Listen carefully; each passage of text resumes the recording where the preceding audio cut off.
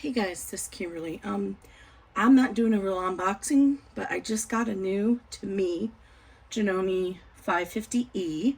This is her. She's so pretty and clean. But I did want to cover a couple of items that come up often in the Janome group. And since I have a fresh machine, I thought I would cover it before we get going. The first thing is how to format your USB drive. So I have a brand new USB drive. This is a 1 gig one. I hope this will work because on my 500E it would not read anything above a 256. But this is a 1 gig, brand new, fresh. So what I'm going to do is I'm going to put it in the USB drive on the side here.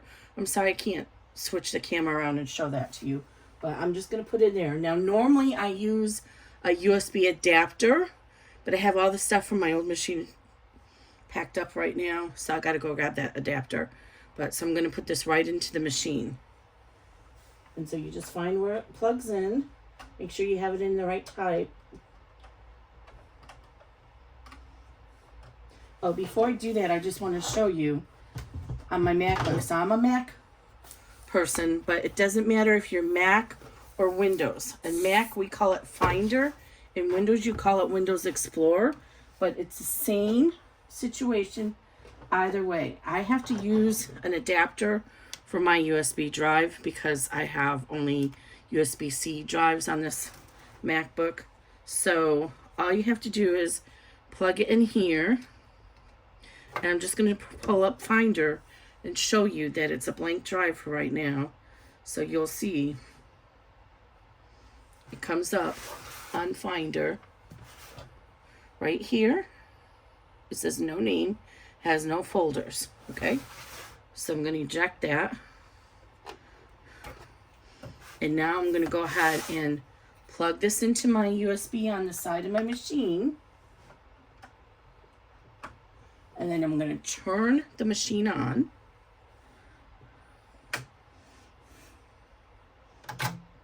It's going to start up, and when it does this, it's going to go ahead and read my last machine, or it's going to read the USB. So if I go in here and I select the USB, which is, oh, you know what? Let me see if I can give you a little bit of,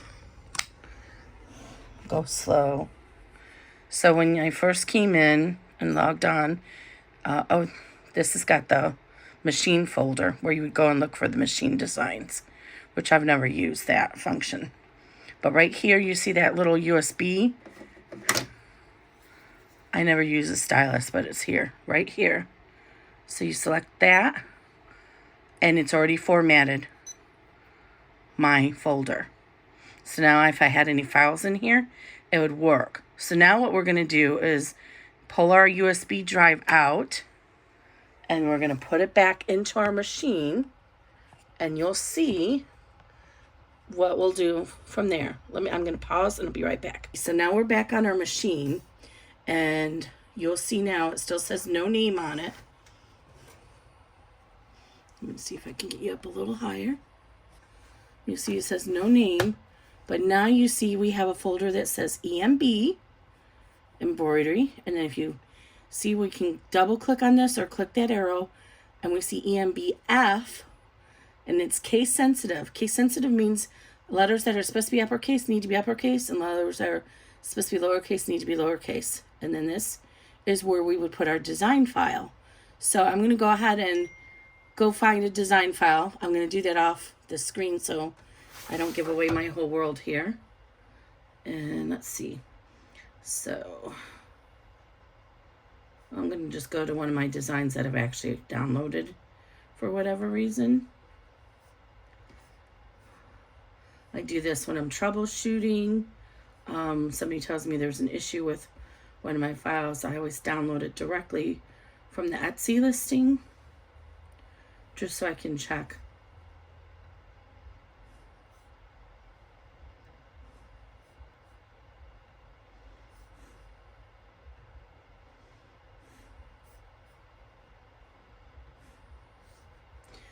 Okay, so I found my file. Let me see. I don't know if I give away too much here. So I found my file. I went to my Jeff folder, and I'm going to go ahead and copy in this file. And I'm doing the 7x11, and just right click and select copy. Okay, now we're going to come back over here where it said no name. And we're going to come back over to the EMB, then the EMBF, and put it right there. Let me put it in this format because this is usually the format that most people have. Let me come back here. So normally it looks like this. You go to here and then you paste. Okay. So one thing I want to point out to you as well, as long as we're here, I'm going to go ahead and open this up in my software. You'll see that this design is already portrait orientation. This is critical on the Janomes.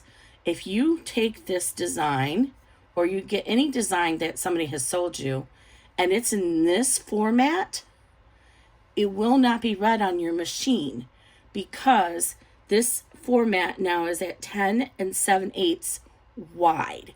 But the maximum width on this machine is 7.9 inches. So Janome cannot read that. Further, it does not understand how to rotate. Like, okay, Janome, if you would just rotate this design, it will fit in my hoop. But it doesn't know that. And that is actually probably, I think it may be the only real criticism I have of these machines. Even my very old Bernina 180 could understand that it would need to rotate a design to fit inside the hoops. Very, very confusing to me why it's like this. From a software engineer standpoint, it should be able to recognize, oh, this is too wide, but let me look at the other dimension and see if it'll fit if I rotate it. So know that that's the issue. I'm not going to save this. So now I'm going to go ahead and we're going to stop the video a second. I'll be right back. Actually, one more quick thing. What I'm going to do is I'm going to save that design in the rotated version on my USB drive too, so I can show you that. I'll be right back. Now I'm back to freeform mode. Ignore all my cleaning stuff here. We cleaned off the table before we put the new one on. So I want to point out, there's where your USB drive goes. And I have an extender cable because constantly pulling this in and out can wear that drive down very quickly. So you look on Amazon, or even if you have a local computer store, USB extender. You put the USB extender in here and it has a little cable, and then you'll just move your drive in and out of that and there's no delay. So I put this back in there and I've gone ahead and selected the USB drive up here and the EMBF. And now look, I have a file on here that says my design that is this version rotated, and it does not see it because it is too wide. So this is such a common issue. I wanted to do this quick little video just to point this out. It sees the portrait orientation one fine, but the one that's in landscape, that other orientation is called landscape, it doesn't see it because in landscape orientation, that file is too wide for Janome to read. So keep that in mind when you're moving files back and forth. This was just a quick little video since I had everything fresh and new to show you how to do this, and I hope it helps.